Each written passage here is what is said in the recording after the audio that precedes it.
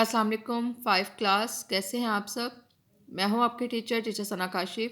آئیے اردو کا lecture number 11 آج ہم لیتے ہیں۔ ہم نے آج لیسن شروع کرنا ہے حکیم محمد سعید۔ اس کی ریڈنگ شروع کرتے ہیں۔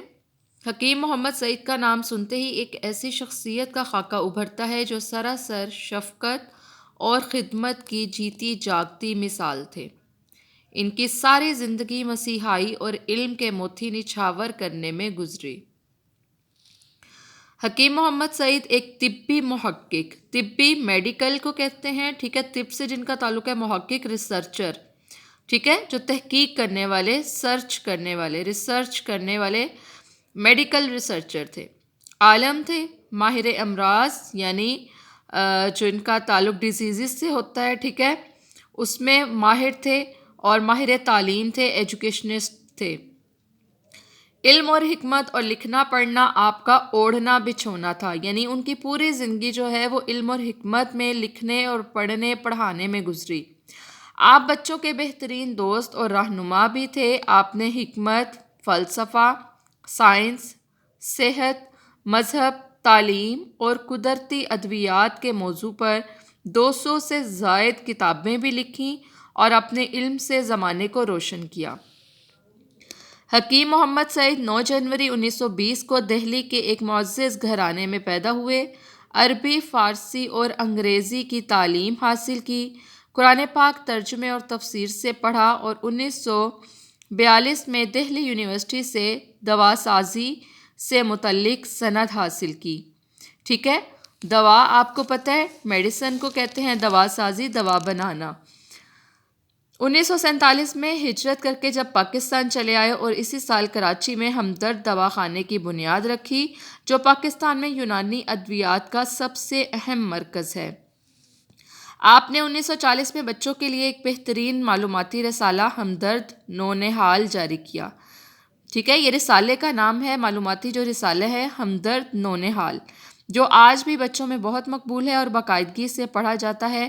آپ نے ملکوں کی سیر کی اور بچوں کو سعید سیاح کے نام سے ان ملکوں سے متعلق معلومات دی۔ سیاح کہتے ہیں سیر کرنے والے کو۔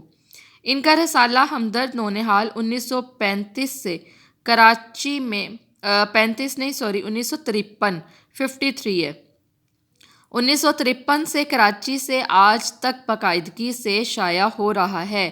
یہاں آج کی ریڈنگ پہ ڈیٹ لگائیں، اسی جتنی ہم نے ریڈنگ کی ہے، اس پورے پیج کی املا آپ نے اچھی طرح اس کی پریکٹس کرنی ہے۔ آج اس کا باقی جو ہے ہم صفحہ قواعد والا کریں گے، 115 نمبر، اس میں ہے گنتی۔ گنتی اس طرح ہے کہ یہاں ہمیں کچھ سینٹینس دیے گئے ہیں، اس کو ہم نے اردو اعداد میں تبدیل کر کے جملے دوبارہ لکھنے ہیں، ٹھیک ہے۔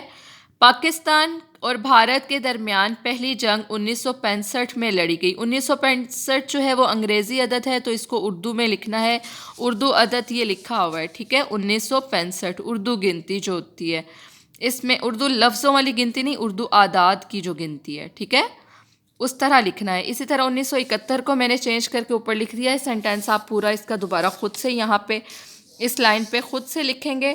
1971 کو میں نے بتا دیا کس طرح لکھنا ہے، اسی طرح 1998 میں نے بتا دیا ہے، ٹھیک ہے۔ پورا سینٹینس جس طرح میں نے یہ والا لکھا ہے، اسی طرح آپ نے یہ والا سینٹینس یہاں ان لائنز پہ خود لکھنا ہے۔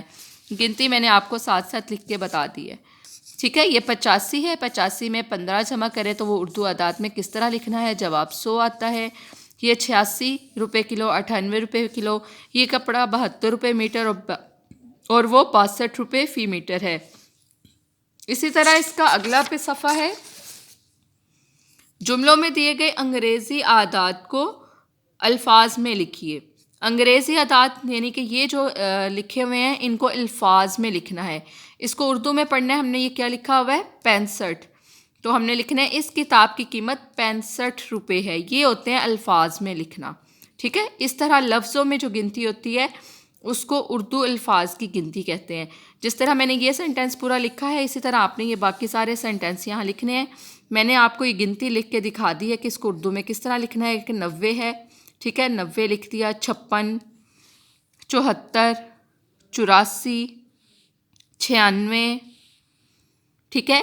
یہ ہمارے پاس جو 5 سے 6 سینٹینس ہیں، یہ میں نے آپ کو اس کی گنتی لکھ کے دکھا دی ہے. آپ نے اس کے پورے جو سینٹینس ہیں وہ نیچے لائنز میں یہاں خود سے لکھنے ہیں.